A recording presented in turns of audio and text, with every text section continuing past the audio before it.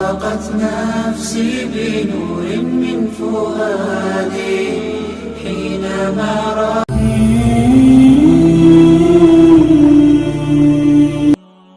سورہ کوثر کا بہت ہی پاورفل وظیفہ ہے۔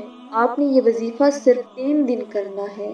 صرف 3 دنوں کے اندر اندر آپ کی جو بھی بڑی سے بڑی حاجت ہوگی، جس بھی مقصد کے لیے آپ اس وظیفے کو پڑھو گے، آپ کا وہ مقصد انشاءاللہ 3 دنوں کے اندر اندر پورا ہو جائے گا۔ آپ کا مقصد کوئی بھی ہو، آپ کی حاجت جتنی مرضی بڑی ہو، وظیفے کو پڑھیں گے آپ کا وہ مقصد انشاءاللہ 3 دنوں کے اندر اندر پورا ہو جائے گا۔ آپ نے یہ وظیفہ رمضان میں جمعرات جمعہ ہفتہ 3 دن کرنا ہے۔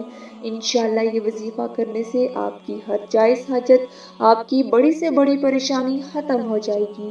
آپ چاہے یہ اپنی شادی کے لیے کر رہے ہیں، آپ کی شادی نہیں ہو رہی اس کے لیے کر رہے ہیں، اس میں بھی کامیابی ملے گی۔ آپ بے روزگار ہیں، آپ کو کوئی کام نہیں مل رہا، اس کے لیے بھی یہ وظیفہ کر سکتے ہیں۔ آپ کے دشمن ہیں، ان سے چھٹکارا پانے کے لیے بھی یہ وظیفہ کر سکتے ہیں۔ کسی کے دل میں اپنی محبت پیدا کرنا چاہتے ہیں تو اس عمل کے لیے بھی یہ وظیفہ کر سکتے ہیں۔ آپ کی کوئی بھی حاجت ہو، کوئی بھی مقصد ہو، آپ اس وظیفے کے ذریعے اپنا مقصد پورا کر سکتے ہیں۔ آپ نے صرف 3 دن اس وظیفے کو کرنا ہے اور انشاءاللہ 3 دن کے اندر اندر ہر مقصد پورا ہو جائے گا۔ اس وظیفے کو شروع کرنے سے پہلے درود شریف لازمی پڑھیں۔ آپ نے یہ وظیفہ اس طرح کرنا ہے۔ سورہ کوثر قرآن پاک کی سب سے چھوٹی سورت ہے۔ یہ سورت قرآن پاک کے 3 پارے میں ہے۔ آپ نے جمعرات کو یہ وظیفہ کرنا ہے اور ہفتے کو یہ وظیفہ ختم کرنا ہے۔ 3 دن میں یہ وظیفہ کرنا ہے۔ جمعرات کے دن نماز فجر کے بعد اول اور آخر درود شریف پڑھ لیں۔ اس کے بعد 129 دفعہ سورہ کوثر کو پڑھ لیں۔ صبح نماز فجر پڑھ کے اس وظیفے کو کریں، پھر نماز عصر پڑھ کے اس وظیفے کو کریں۔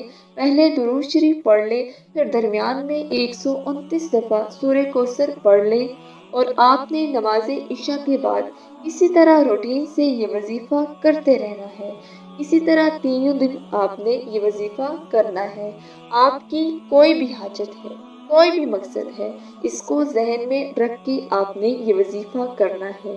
وظیفہ کرتے وقت پورا دھیان آپ کا وظیفے پر ہونا چاہیے، دل میں کوئی بھی شک نہیں لے کے آنا، پورا دھیان وظیفے پہ رکھ کے آپ نے یہ وظیفہ کرنا ہے۔ انشاءاللہ اس وظیفے کو کرنے کے بعد آپ کی اللہ سے مانگی ہر دعا قبول ہوگی۔ اس وظیفے کو پڑھنے کی ہر بھائی بہن کو اجازت ہے۔ اس کو پڑھنے کی کسی سے بھی اجازت لینے کی ضرورت نہیں ہے۔ جزاک اللہ۔